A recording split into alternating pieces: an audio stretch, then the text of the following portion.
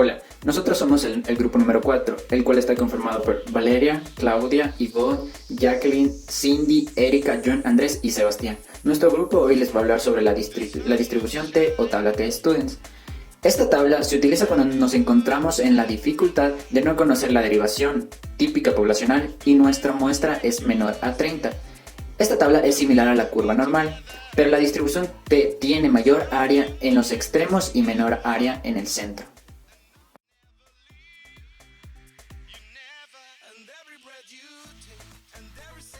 A continuación, les voy a dar a conocer el objetivo principal y específico de la tabla T.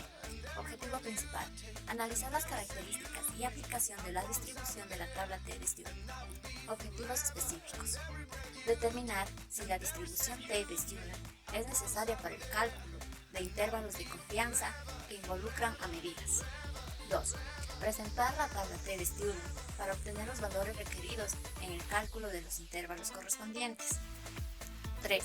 Recordar que la tabla T de Student es una distribución con un parámetro que se denomina grados de libertad.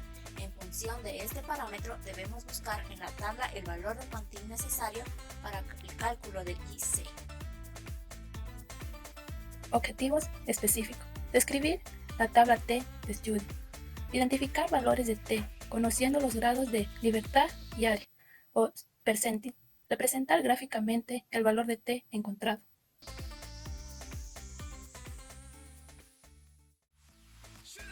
La tabla T Student se utiliza para determinar si hay una diferencia significativa entre las medidas de dos grupos.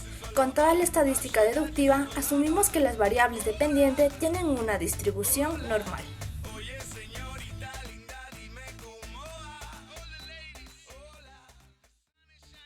Notas sobre la prueba T de estudiante. Cuando la diferencia entre dos promedios de la población se está investigando, se utiliza una prueba T. Es decir, que se utiliza cuando deseamos medir y comparar las medias. Conceptualmente, el valor T representa el número de unidades estándares que están separando las medias de los dos grupos. Con una prueba T, el investigador decide indicar con cierto grado de confianza que la diferencia obtenida entre los medios de los grupos de la muestra sea demasiado grande. Los 5 factores que contribuyen para indicar si la diferencia entre dos medias del grupo se puede considerar significativa. 1. Cuanto mayor es la diferencia entre las dos medias, mayor es la probabilidad que una diferencia estadística significativa exista. 2. La cantidad de traslado que existe entre los grupos es una función, esta es una función de la variación dentro de los grupos. Cuanto más pequeñas son estas, la variación que existen entre los grupos, es mayor la probabilidad que exista una diferencia significativa. 3. El tamaño de la muestra es extremadamente importante en la determinación de la significación de la diferencia entre las medias. Aumentando el tamaño de la muestra, las medias tienden a ser más estables y representativas. 4. Un nivel más grande del alfa requiere menos diferencia entre las medias. Y 5. Se debe utilizar una hipótesis con dos colas y no directivas.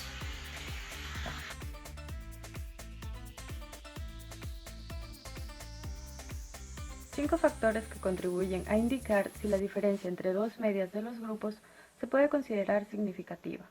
El primer factor nos dice que cuanto mayor es la diferencia entre las dos medias, mayor es la probabilidad que la diferencia estadística significativa exista.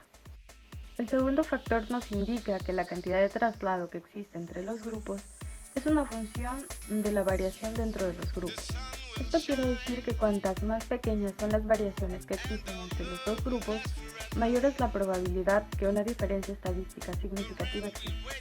El cuarto factor nos dice que un nivel más grande de la alfa requiere menos diferencia entre las medias. Esto quiere decir que P es menor que 0,05. Y el quinto y último factor nos dice que se debe utilizar una hipótesis no directiva.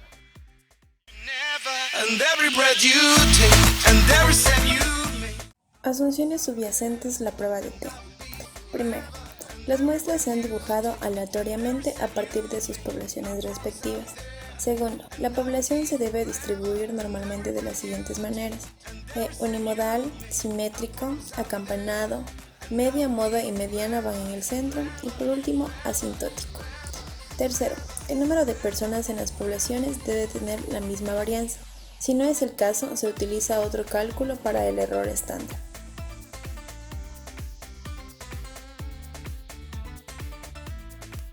Existen dos tipos de prueba T. El primer tipo es para diferencia par. Esto se refiere a la diferencia entre las cuentas medias de una sola muestra de individuos, que se determina antes del tratamiento y después del tratamiento. Puede también comparar las cuentas medias de muestras de individuos que se aparean de cierta manera, como por ejemplo los hermanos, madres, hijas, las personas que se emparejan en términos de las características particulares. Y el segundo es para muestras independientes. Esto se refiere a la diferencia entre los promedios de las poblaciones, muestras que fueron seleccionadas independientemente una de la otra. Un ejemplo sería comparar cuentas matemáticas de un grupo experimental con un grupo de control.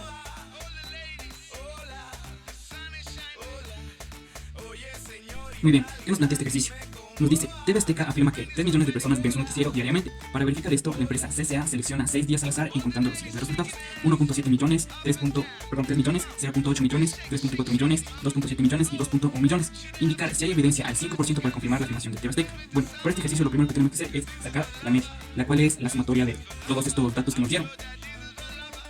Y el resultado sería 13,7, el mismo que lo dividimos por 6 porque es lo que nos dan los datos.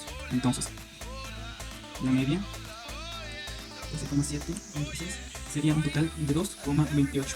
A continuación hacemos una pequeña gráfica donde ponemos todas las X y todas las medias. 1,7, 3,0, 0,8, 3,4, 2,7 y 2,1. A continuación vamos a poner la media, que es el resultado que nos salió aquí para todos. 2,28.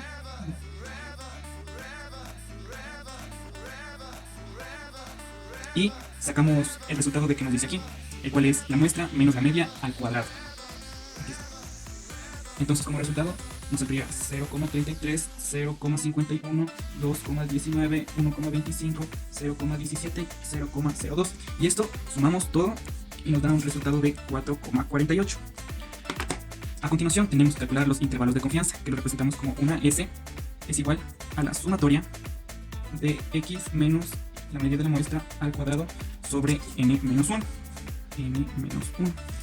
Y bueno, esto reemplazándolo o sustituyéndolo nos da 4,48 entre 5 con un resultado de 0,89. Esto lo tenemos que hacer una raíz cuadrada y nos da un resultado de 0,94. A continuación tenemos que hacer la T, que es la T student, que es el ejercicio que tenemos que hacer. Es igual a la media de la muestra menos M entre S, que sustituyéndolo sería igual a 2,28. M, que es M, es la cantidad de personas que nos ven, o sea la cantidad de la muestra, que sería 3 entre 0,94. Y todo esto a la raíz de n, la raíz cuadrada, que sería igual a 2,44. Realizando la operación nos daría igual a menos 0,72 dividido a 0,38, dándonos un resultado de 1,89. El resultado de la curva nos dio que es 2,015, como vimos acá. Eso lo tendríamos que buscar en la tabla de T-Student y tendríamos que hacer una gráfica. Ya, una vez ya visto nuestra área, nuestra T-Student, a continuación nosotros haremos un pequeño gráfico para revisar si es que la afirmación del enunciado es correcta. Entonces, ¿qué nos dice? ¿Cuál es nuestra área en la que tendríamos que mover? Sería menos 2, 0, 15. Entonces ponemos aquí menos 2, 0, 15, la cual es nuestra área que tendríamos que movernos. ¿Y cuál es nuestra T-Student? Sería menos 1,89. Entonces, menos 1,89. Aquí que podemos darnos cuenta que la afirmación es correcta, puesto que el área en la que nosotros nos estamos moviendo, la T-Student también entra. Entonces, ¿en qué quedamos? En que nuestra afirmación es correcta y el ejercicio está bien hecho. Muchas gracias.